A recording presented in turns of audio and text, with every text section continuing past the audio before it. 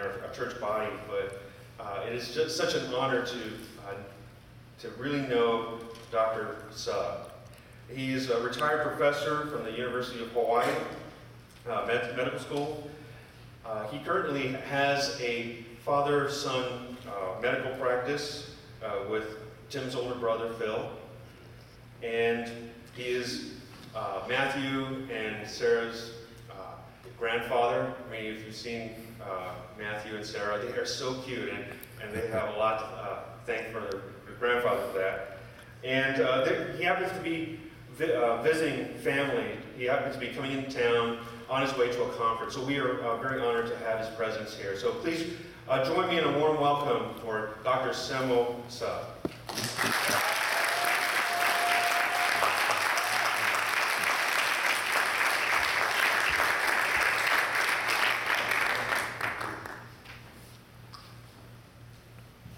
Thank you, Pastor Raymond. And since Tim had been with you here, I feel like I just came here in a family service. And I'm really grateful for this chance to share with you about my miracle story last Easter. I have been a Christian for a long time. But to be shameful myself, I was kind of nominal Sunday Christian. One foot in the church, but the other foot was in the world. Actually, in my case, that the other part was more dominant part. Everything what I did seemed like coming out of my own.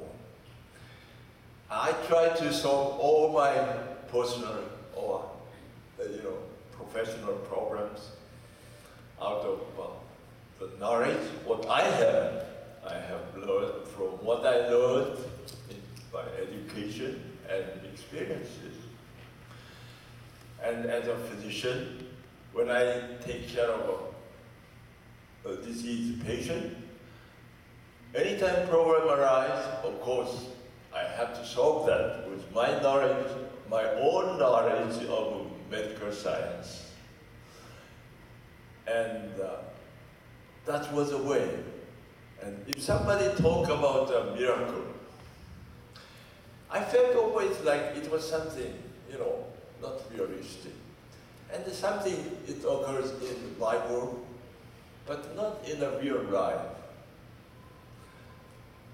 And that was particularly so when I, hear somebody talk about the miracle healing. I would nod my head eternally, but deep inside, I always had a skeptical attitude. This is one. I did not believe the miraculous power of God at all. That basically I had unbelief there. But the testimony I'm going to share with you, God was so kind. He really shook me and showed me how long my stubborn attitude was. Just listen what happened. It was April 23rd last year. We are coming back from the month-long the trip Southeast Asia. All those China and Hong Kong and Thailand, and Singapore, and hot areas. Okay. And we are sort of tired, but physically I was okay. And it was on our last leg of flight from Incheon to Honolulu. And it's almost about toward the end of the Honolulu, I think. It's about 1 hour left. I went to the restroom and put close the door and the lights on, okay? And all of a sudden, I had a just flaring of the light, as if seeing the firecracker. Then everything turned black. I couldn't see anything. I became totally blind. I stumbled and come out and groped around and find an empty seat, and I just lie down. And by that time, my consciousness was healthy too. So I just would lie down and I don't know, I lost consciousness. My mom, she come back and found out I was unconscious. She called by the seat phone down to Honolulu and asked my son, with the physician, what to do. So he made arrangement, all the medical part of emergency arrangement, and he asked his mom to call, they asked the stewardess to make arrangement for the ambulance. And so ambulance was waiting when we arrived, and they picked up at the airport and rushed to the Queens Medical Center, which is one of the large medical centers in Honolulu. And they did a whole series of tests and find out, first of all, that my blindness was due to the stroke. The occipital part of my head, the back part of my head, had a big spot by MRI. And they also find the blood tests and EKGs and found I had a heart attack. Blood tests showed that I had a acute kidney shutdown. And I had blood pressure high, and blood sugar went up to 850. Some of you may have diabetes, but 850 is a really big number. And I had a pancreas problem, liver problem. I had a total organ failures. And so they couldn't do much. There's a conflict to do the stuff, take care of a heart attack or a stroke. There are methods to do it, but they have to put a dye in. With my kidney conditions, they couldn't do it. They have to do the cleaning of my blood, but dialysis need a strong heart to work with. I couldn't do it. They couldn't do it. So at my age of 80, doctors frankly told my son and the rest of the family that we can't do anything. So there is a very little hope. So only thing they could do that, let's watch him at the cardiac intensive care unit. So I was put up to the cardiac intensive care unit. Of course, I was not conscious of all these things. My consciousness was in and out. Only thing I remember was I had a severe excruciating pain of all body. That's from the muscle cramps due to the electrolyte disturbance and dehydration. And I screamed the whole night, I think. Then, toward the daybreak, something strange happened. In front of my blind eyes, I saw two white figures, the faces. Initially, I thought maybe nurses came, but it was not. They were angels. And they whispered to my ears, it is a new day. So I wanted to see more clearly to make up these fears. I opened my eyes, blind eyes. Then in front of me, there was a large red panel. And on that, two big Chinese characters, God, Paris.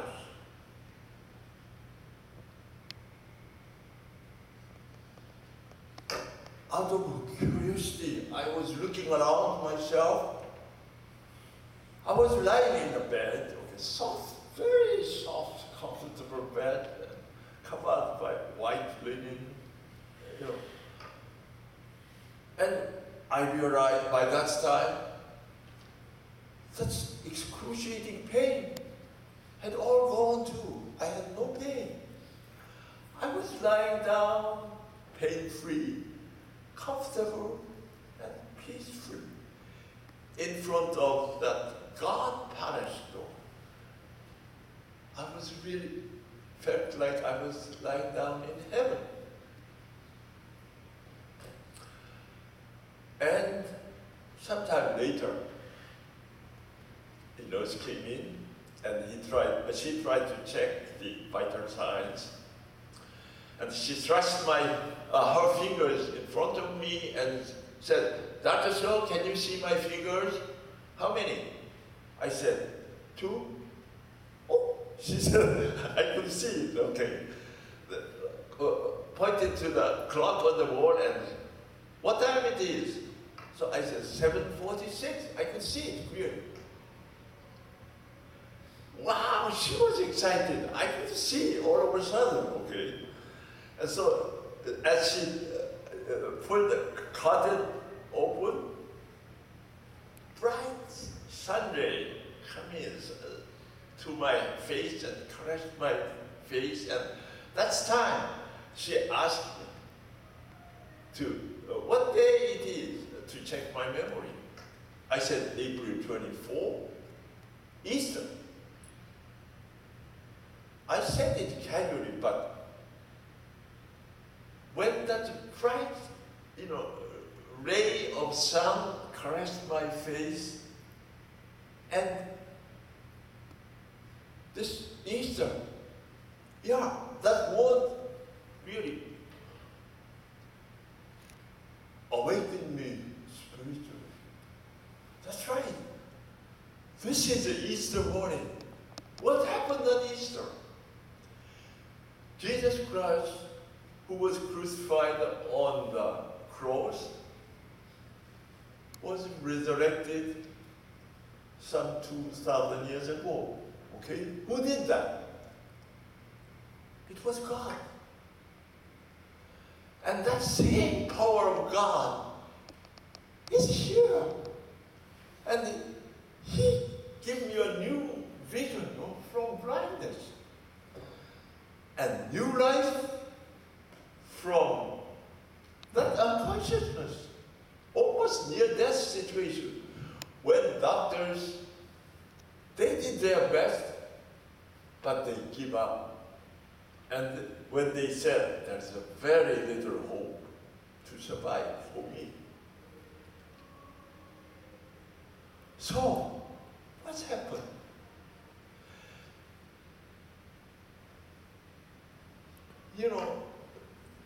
Our God, who is loving and gracious, He saved me, and He showed me personally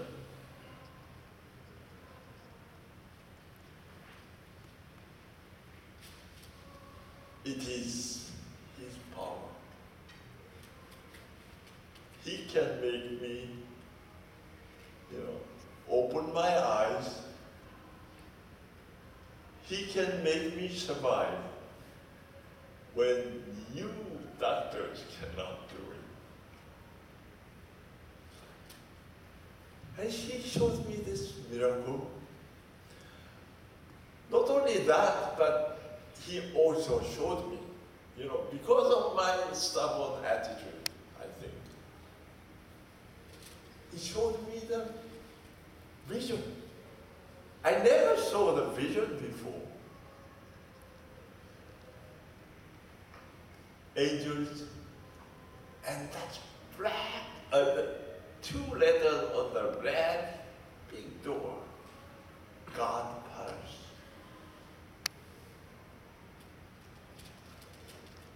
So I was, humble at that point.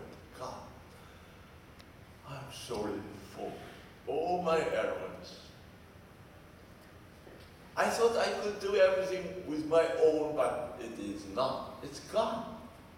How? And He can do it. He can do miracle. Okay? I want to really share this story with all of you this morning because many times, God are with us, but we are neglecting His presence and His miracle.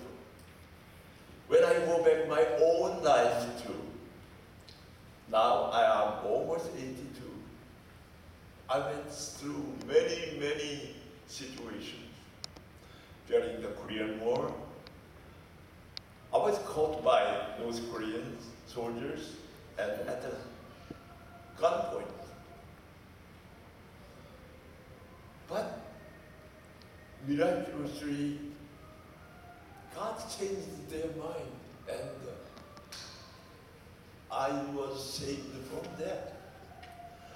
But that's again, at that time I thought it was just a pure love, but was it just a pure love? I had 2 cancers. With kidney cancers and prostate cancers. Particularly with kidney cancer, it was not treatable condition with chemo. All other patients I was taking care of, they all died, but I'm surviving. Within my power. But I have been neglecting God's power all this time. Yet He's always with us, around us, to help us. Just look at this. I hope you have this handout sheet. This famous, Michelangelo's painting on the Sistine Chapel. God is extending His hand to you. Just hold that, touch that. Then you get all the power and the wisdom to you. And when you have that power, wisdom, you can take care of any problem. We have a lot of problems, don't we? Worldly problems and hardship, all the adversities in our life. He can help you. He has power. And not only that, He will give you the peace of mind, eternal peace of mind. So please accept His unmerited favor extending all the time around us. That's my message to you.